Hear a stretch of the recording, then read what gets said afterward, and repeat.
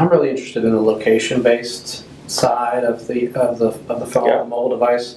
And I mean, if you think about what Disney's doing with their magic bands and how they can see with heat maps people moving to different areas of the park and applying resources operationally to support those people. I mean, just imagine a day when you're in a hotel, a convention hotel like the Marquis in New York, or a big convention hotel, and you know that a group, if they're all Marriott Rewards and their location bases are on, this group is breaking and heading to the restaurants. And which restaurant are they heading to? So do we need to deploy support staff, culinary staff to restaurant A over restaurant B? I mean, you could, the applications for operations side are just enormous. Or even, I mean, Neiman Marcus does, if you have the Neiman Marcus app and you have location based turned on and you walk through the door, they know that Mr. Green, welcome Mr. Green, and also we know you prefer blue shirts with this collar. It's just a way to really personalize the service component and the marketing, and then support it operationally.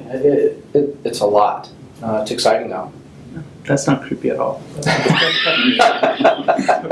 You know what? To speak to what Eric said about the creepiness factor, I mean, I'm on the tail end of this generation, or whatever. I don't think it's creepy to them. I think that they're much more comfortable with it. That, for me, if I walk into a hotel in Monterey and they say, "Oh, Mr. Green, welcome back," and I've never been there, that's odd. It's a little strange. I know what they're doing because I'm in the business, but if my son did it, he'd be fine. He'd be like, "This is the coolest thing ever." So. Well, by now, most everyone uses location settings on their phone. Mm-hmm. I'm sure when that first happened, Mine are off. people were afraid. Yeah, but right. But as you can see what I mean, many people do. So if you turn location settings on, you're basically allowing companies to know where you are and what you're doing. It's the Waze factor, I call it. So So again, I think it goes back to the point of the value that you get out of that, depending upon obviously the how you consume these different services, but the value you get out of it is tremendous. Mm-hmm. And so the question is, what's really the trade-off of information around this? Because frankly, there are security cameras that everywhere you go that kind of track where you are, and there's a lot more information out there, right? You leave an electronic trail pretty much everywhere you go and use a credit card. So what real new incremental information are you sharing? Versus the potential value around, agreed, my commute down to this Roundtable was probably a half hour shorter because Waze took me a backdoor route that allowed me to weave through the streets in a way that avoided a lot of traffic. There's a lot of value in that. It probably gets back to expectations, though, and context, right? Going back to your small hardware store, you expect as you got in there that he's going to leverage what he knows about you in an altruistic manner and to your benefit.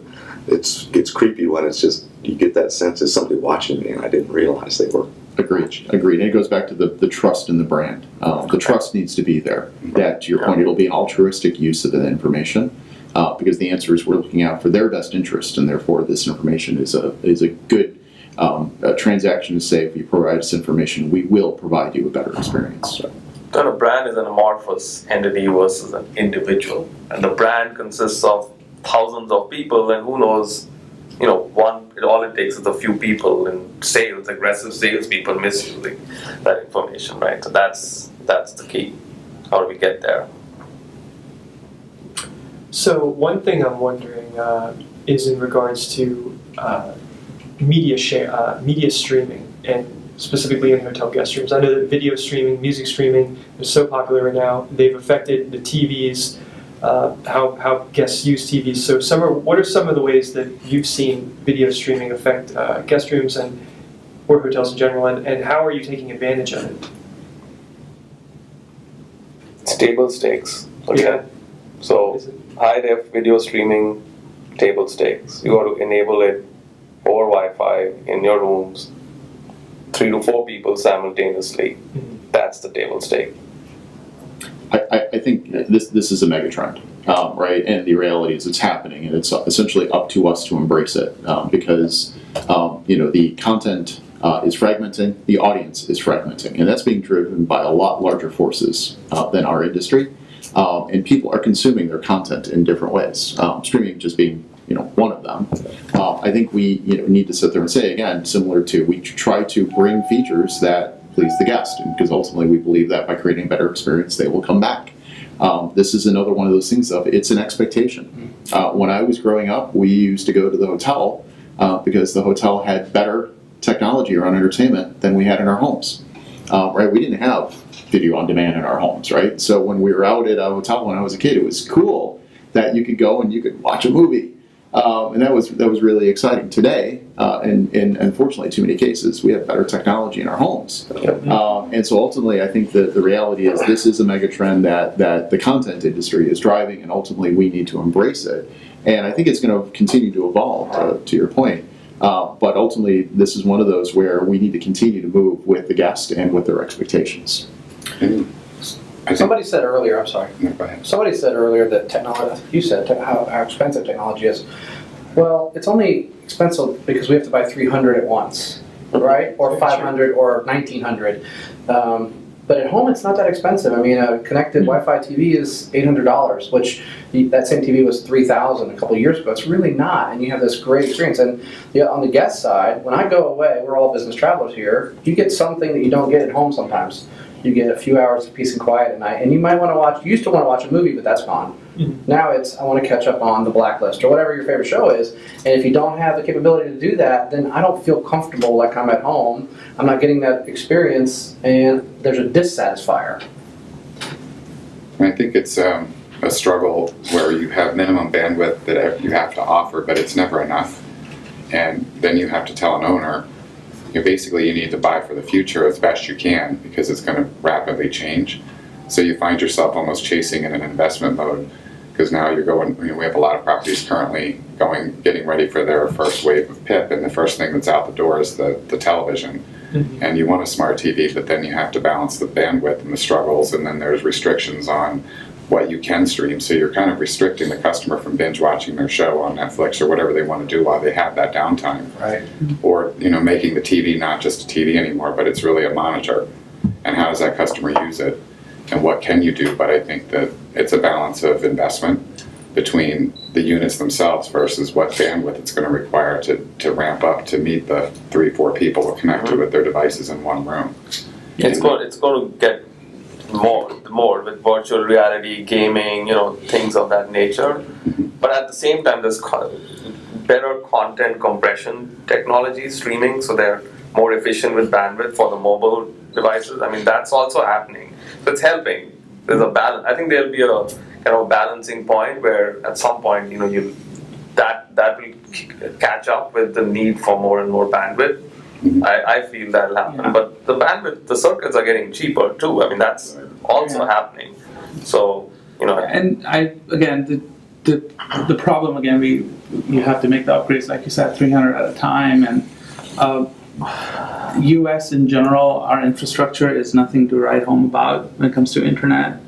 And one of the things that really surprises me is you could be at a Starbucks and traveling through Asia. I experienced that. I was at a coffee shop in Singapore, and they had like 100 Mbps internet speed. I don't get that anywhere when I'm traveling through the U.S. From the best hotels to the most basic ones. And then just being able to do Skype video calls at a Starbucks in Asia, and you're like, why? How are they solving this? And then I started digging into seeing what the general national average speeds are. We're really lagging behind, and so it's not just the hotels don't want to give fast internet. This is the fastest it's going to be, and everybody wants to watch The Blacklist, which I do too. And then we feel disappointed, but I feel a lot of that burden is not just the hotels are not investing in it. It's just that we, as a nation, we are really lagging with internet speed. The question that we often ask is, who here personally is spending less on technology than you did 2 years ago?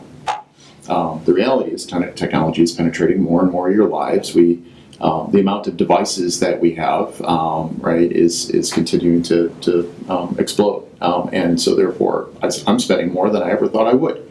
But now it's become essential. I couldn't think about life without that. And similarly, if we think about our bulk property applications, we used to think about an effective life of some of these applications of 20 years. Can anybody imagine a mobile app that lives for 20 years without major refactoring? We wouldn't contemplate that today. So ultimately, those life cycles are going down, and investment is changing. As we look at the on-property technology, I think we have to. There's a evolution that we're going through to say we need to stop thinking about this financially like we thought about furniture. Furniture had a different life cycle than in technology investment does, and I think again historically that wasn't true. But it's becoming more and more true that technology is evolving very quickly, and these things are having much shorter life cycles that require, frankly, constant investment in some cases to be able to keep up. And I think bandwidth is a great example. I go back to the first DSL that I put in my house, I think in 1998. And I wonder how I can live with that when I think I have a 100 megabits going into my house right now. And my kids are still complaining that they don't have enough bandwidth. I think again, those expectations are that the bandwidth needs are always going to go up. We just need to start factoring this into our business model. It's reality. It's not going to stop. Again, it's being pushed by trends outside of our industry, and we need to adapt to that. But it's also an effectiveness of that spend, right? I mean, we all know out of the properties, the telecom and expense management nightmare that an owner coming in, the people who ordered those circuits are long gone. The invoices that come in, they can't make heads or tails out of them, and they're often overspending, right, without even being aware of it. Those contracts are evergreen, so providing that as a service to our owners to get in and do those the analysis to say, look, you don't need 3 of these circuits you've been paying for since 1998. That circuit is still there. So how can we take what they're already spending and refocus it in a manner that puts them on a path to be getting hitting the optimal space for price per bandwidth and then positioning them to roll those circuits over. You don't need to sign up and be paying for this thing for the next 10 years. 2-3 years from now, there's going to be that continued downward pressure and technology improvement in that space that would allow you to make better use or more effective use of what you're currently spending to provide that bandwidth to your hotel. It's like it's there. Measuring and monitoring, obviously, the usage is critical. It's like energy management, right? So you have electricity coming, but you're looking at how it's being used, the patterns, and turn off the lights automatically and things. So it's kind of the same vein. You look at the bandwidth, you look at to optimizing it. And we're looking at some newer companies out there that can even optimize the usage of the bandwidth on a single circuit, so that you're kind of getting the biggest bang for the buck. Right. So we become a provider, right? So unlike a consumer's home, where it's just one user, obviously in a hotel, you become a provider. So you need, I agree with you, you need another layer on top that you're managing that investment and that usage in a more sophisticated manner than just plugging in the circuits. That's not enough. Yeah. I would argue that that 6% RevPAR growth, even in healthy times, is not enough to cross over if you take in the long-range cost of. We've been at record high occupancies for multiple years. Okay, so there's wear and tear on your product. So we've got to reinvest in the product. Yep. And then we've got technology accelerating. Then you've got that additional investment. So with RevPAR growing at just 6%, even though it seems healthy and feels healthy, and you see operating profits rising, those are really on the backs of labor costs, labor savings that have come around. I just don't think these have crossed yet. And I think as we see things slow up, then the companies that have all of this new supply that's come online recently are going to have a leg up on a lot of the older hotels, because there's not going to be enough capital available to do both, refresh your product and invest in technology. And it's going to create, I'm fearful that it's going to create some haves and have-nots. And I think the haves are going to be some of the bigger players in the industry, and that's why we see aggregation in some of the spaces. Yeah, the haves and have-nots is now. In the last 5 check-ins I've done, I'm like, wow, what just happened? Yeah, what just happened? It's the same brand. What just happened? And then, that's already here. You're very on the dot. And when things slow down, everyone's going to shut their wallets, and then we'll have the same reinvestment debate again. I do want to shift a little bit to revenue management systems solutions. So My favorite Excited. I'm curious though, on when investing in new solutions, what are your top priorities? What are you looking for most today? I want to acquire the guests. I want to acquire guests at the lowest possible cost and drive them to the lowest possible cost conversion point. Mm-hmm. So, and I also want to be able to. It sounds very exciting. What Vikram's talking about is, I want to be able to predict demand more real time and take action on it, because it's moving. Like the heat map we were talking about at Disney. I mean, I want to see heat maps for what's going on in the market that I'm in 120 days out. I mean, in real time. Mm-hmm. Okay.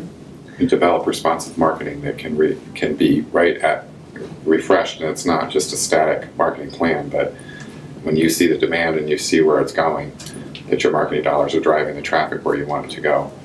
So when you're investing online for web presence and search optimizations and even paid placement, that it's timed correctly and that the two balance to each other.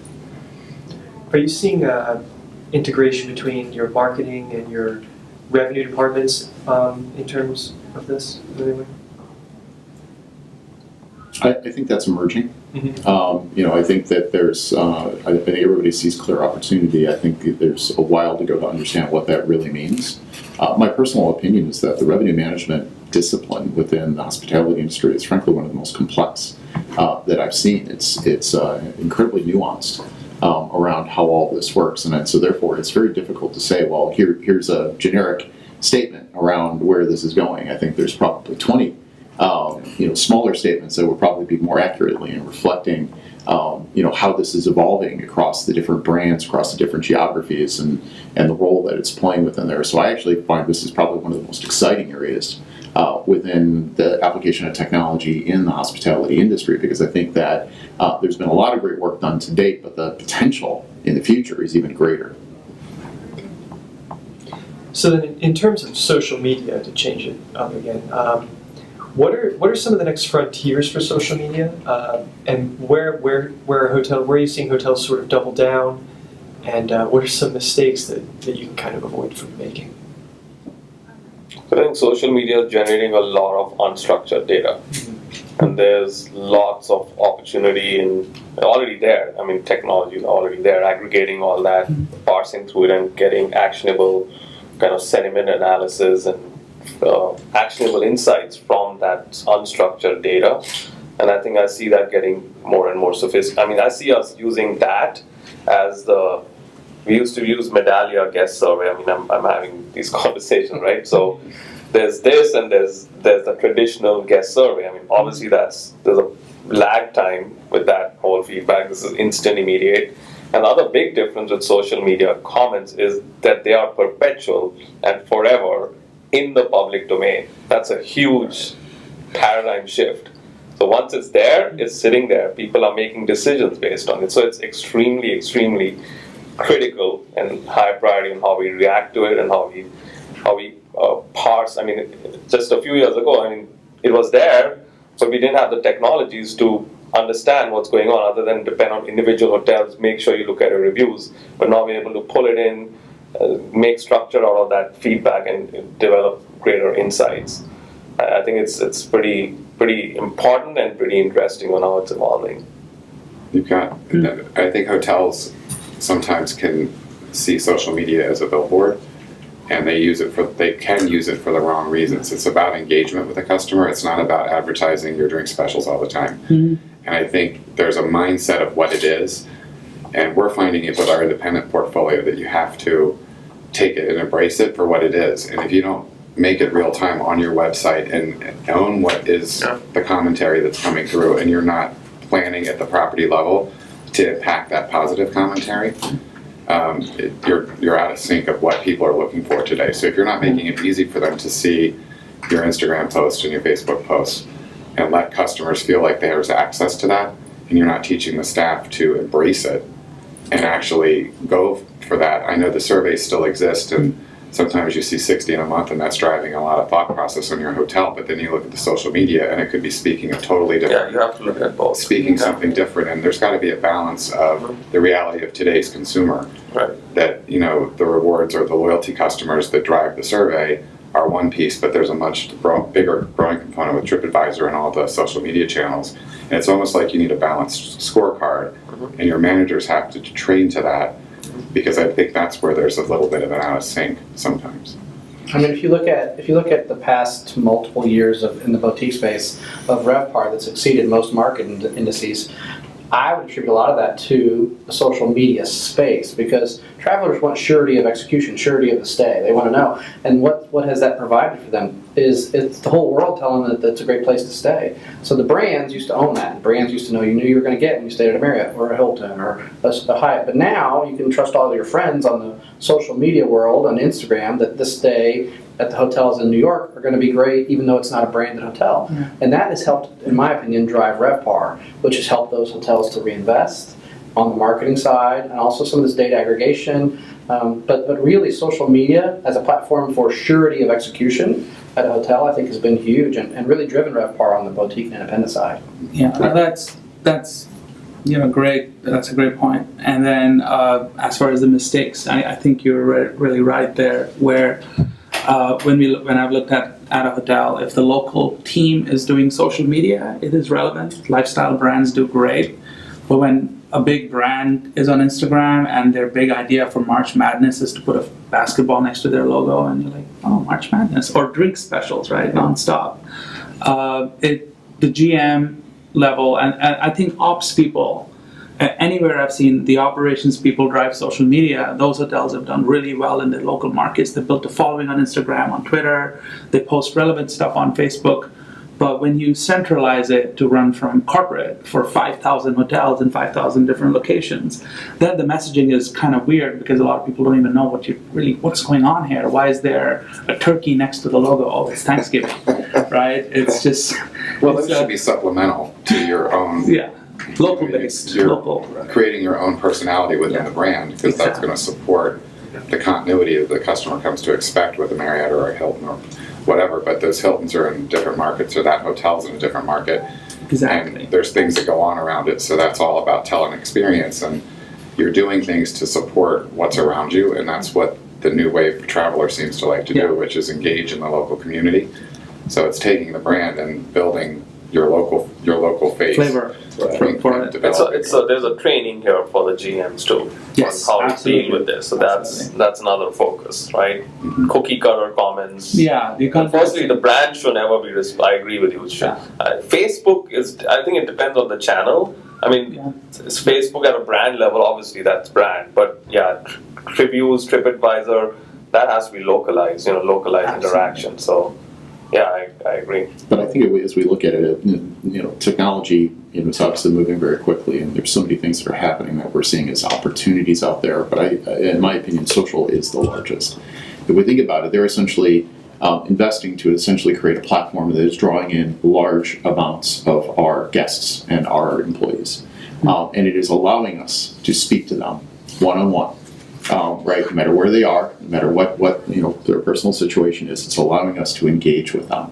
I think it's so relevant for our industry. Again, perhaps more so than I think it's relevant for a lot of industries. But given our focus on hospitality and guest engagement, there's a lot of really exciting technology out there. Nothing excites me more than the potential of social and how we integrate it into our experience, and really how do we get out of somebody's just monitoring a social channel and retweeting back every once in a while.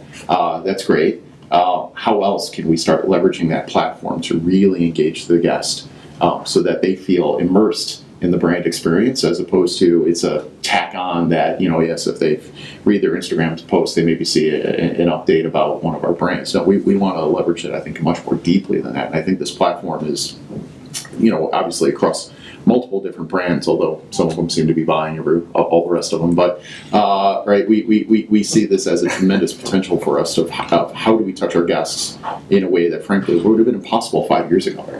But now it is possible. So earlier you actually mentioned voice as a growing future investment for hotels. What about automated systems? Some hotels even have robots at their front desk. There's a hotel in Japan that is staffed entirely by robots. So how many more automated systems are coming to hotels, and also how far are we from an automated hotel in America? I think it's several years away. AI artificial intelligence made many kind of improvements in the recent past, but from what I've read and what I've talked to, it's actual replication of human behavior and emotions, especially like a front desk experience. I don't think that's anywhere near. I'm not saying it won't happen, but it's pretty far out, that experience. I think augmented support to humans You have vacuums that run around the floor and clean. You have that today in homes. I think that can happen, but I think again hospitality. I don't see it develop to that extent that it'll start replacing that human touch. Or it probably depends on what segment you're in, because there's always going to be that high touch segment for folks that are pursuing that personalized experience, and that requires people.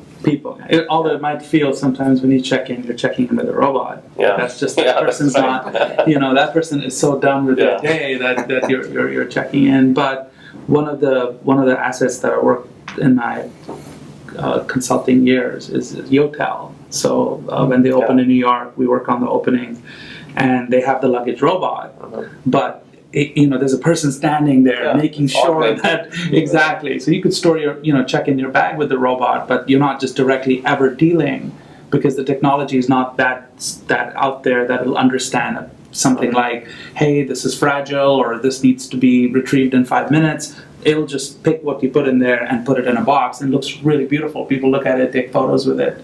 But in actuality, there's a person still, a concierge that's the head of the robot, who will basically do it for you still. So it's not 100% Japanese where you just throw it in and the machine. Yeah, and then the other thing, it has to be has to have scaled enough to be cost effective. Yeah. Right. So if you just make something for a hotel, as opposed to consumerization of all these products, I mean, there it gets scaled to be cost effective.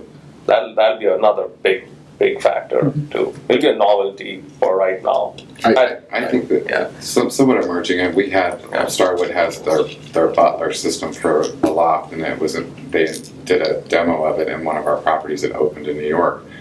And I think it's a balance of people and those things right now, because it is not cost effective for a property at this point.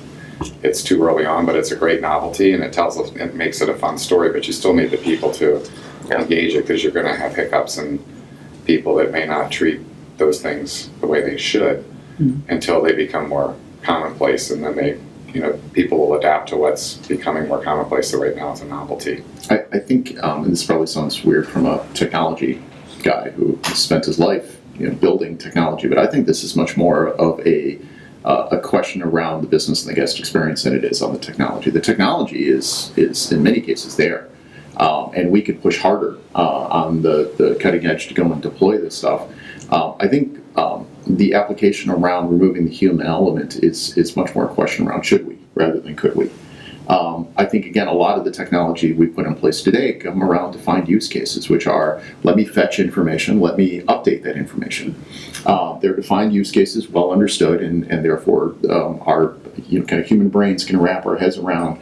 I need to go somewhere to book, or I need to go check in, or I need to go to kind of request something. That's easy to understand. The unpredictability of what may actually be required. It was raining here this morning. I parked at one of our local hotels. I walked in and I said, can I have an umbrella? Could we actually predict the right response to that human element of having someone who hunted down an extra umbrella for me in the back room and brought it out to me and said, here, so you can be dry for the 2-block walk over to this office. That was a personal point of service that it endeared me to that person in that hotel. The question is, will we ever create technology ever that would actually mimic that, and be able to say, I'm going to go above and beyond, and I'm going to go search the back storeroom for an umbrella to make sure that this person doesn't get wet. I think it'll be. I don't think that's a technology question around, could technology replace that? I think it's a question of will we ever want it to.